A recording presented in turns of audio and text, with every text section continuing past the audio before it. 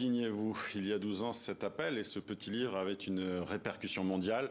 Plus de 30 traductions, des millions d'exemplaires. Les révoltes de Stéphane Hessel continuent aujourd'hui d'être très actuelles. Environnement, écart de richesse, sans papier maltraité. Et c'est en bande dessinée désormais qu'elle s'exprime chez Harmonia Mundi et Indigène édition, sous la plume et les pastels de Frédéric Debormy et Lorena Canotiere. Merci à vous, Anne Hessel, d'être avec nous. Vous êtes la fille de Stéphane Hessel, vous êtes médecin également, et vous êtes aussi, vous militez au sein du parti Nouvelle Donne. Vous êtes la présidente d'honneur, coprésidente. C'est bien ça. Coprésidente d'honneur avec Pierre Larouturou. Voilà. Pourquoi ressortir maintenant Indignez-vous et en bande dessinée de surcroît? Alors, le projet était d'intéresser les jeunes générations, ceux qui n'ont pas connu la sortie d'Indignez-vous, il y a 12 ans maintenant. Ils ont entre 18 et 25 ans, et ils ont un regard sur le monde qui est un regard à la fois inquiet, et sûrement avec l'envie d'essayer de le modifier. Et je pense que cette redécouverte de l'indignation... La pensée justement, oui, de votre père, elle est utile actuellement, selon vous? Elle est nécessaire, absolument nécessaire. Elle mène de l'indignation vers l'engagement, de la résistance vers le moyen de trouver des manières de modifier l'environnement. Et donc, il faut absolument la maintenir vivante, la développer et permettre à toute une génération qui se demande quoi faire de se mettre à faire. On va rappeler qui était votre père. Il est né en 1917 en Allemagne, de parents allemands, mère chrétienne, père d'origine juive, je crois, converti au christianisme. Immigré en France en 1924. Stéphane Hessel devient ensuite normalien, côté philosophie, si je crois bien. Oui. Résistant. Diplomate, et avec cette participation justement à la rédaction de la Déclaration universelle des droits de l'homme à New York. C'est un homme brillant, modeste, et qui a eu justement, pendant la guerre, cette capacité à s'indigner face à ce qu'était le nazisme. C'est ça? Tout à fait. Il s'est indigné face au nazisme bien avant la guerre. Je crois que c'était une indignation familiale forte et constante. Mais lorsque la guerre est survenue et qu'il a été arrêté, fait prisonnier, il s'est échappé du front et il a rejoint la France. Il s'est échappé souvent, c'est incroyable ça, d'ailleurs. Oui, il ne supportait pas d'être emprisonné. Et en même temps, je crois qu'il ne supportait pas l'idée de mourir. Donc il fallait survivre, quoi qu'il arrive. Comment il aurait analysé, selon vous, la guerre en Ukraine actuellement? Est-ce qu'il aurait eu la crainte que tout s'embrase, lui, qui fut donc, je l'ai dit, résistant et déporté aussi pendant la Seconde Guerre mondiale?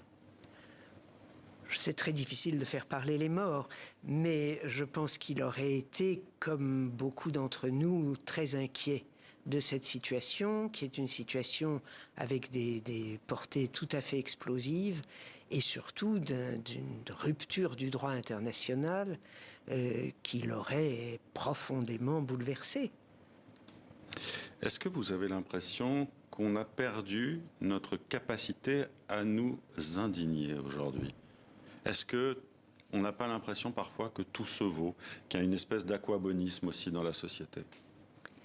Je me demande si ça, c'est pas une question de génération. Excusez-moi, mais vous avez raison. Je pense que toutes les générations qui ont suivi l'après-guerre, moi en tête, vous ensuite, nous avons beaucoup cru que les démocraties, les Nations Unies pourraient nous protéger et qu'il suffisait de se battre là-dessus, sur le terrain alors politique du droit. Certains pensaient que c'était acquis aussi, qu'il n'y avait même plus besoin de se battre. Absolument. Certains pensaient que c'était acquis et c'était une erreur.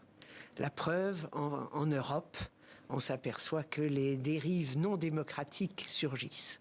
Et justement, aujourd'hui, quand vous voyez notamment ces jeunes qui s'engagent pour la défense du climat, contre le réchauffement climatique, là, Stéphane Hessel aussi, dans Indignez-vous, les dégâts faits à notre planète, ils s'en indignaient également.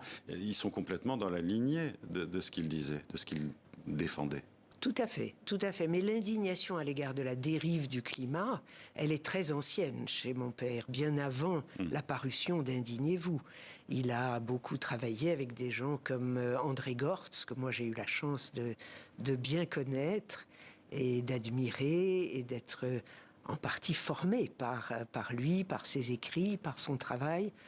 Et donc l'indignation à l'égard du climat, oui, mais surtout l'indignation pour lui était le premier moment avant l'entrée en engagement.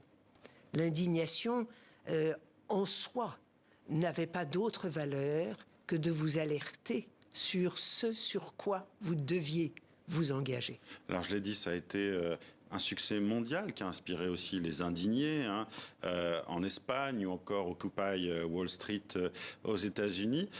On a l'impression aussi, et c'est très bien décrit d'ailleurs dans la bande dessinée, qu'il y a eu aussi une riposte conservatrice après ce succès d'Indignez-vous. Bien sûr, bien sûr. Et souvent, le reproche a été fait à ce genre de texte, excusez-moi, de rester superficiel, de rester de grandes idées qui ne s'incarnent pas. Et c'est très faux. Et moi, je recommande aux lecteurs de cette bande dessinée d'aller au-delà de la bande dessinée elle-même et de lire la double page de notes, qui est l'œuvre des indigènes, et qui précise considérablement l'impact qu'a eu lieu Indignez-vous et la manière dont il a pu avoir un avenir. Merci Anne Hessel d'avoir été avec nous. Vous êtes venu donc nous présenter Indignez-vous, la violente espérance de Stéphane Hessel. Voilà, écrit par Frédéric de Bonny et illustré par Lorena Canotiere avec votre complicité. Merci d'avoir été avec nous sur le plateau de TV5 Monde. Merci à vous.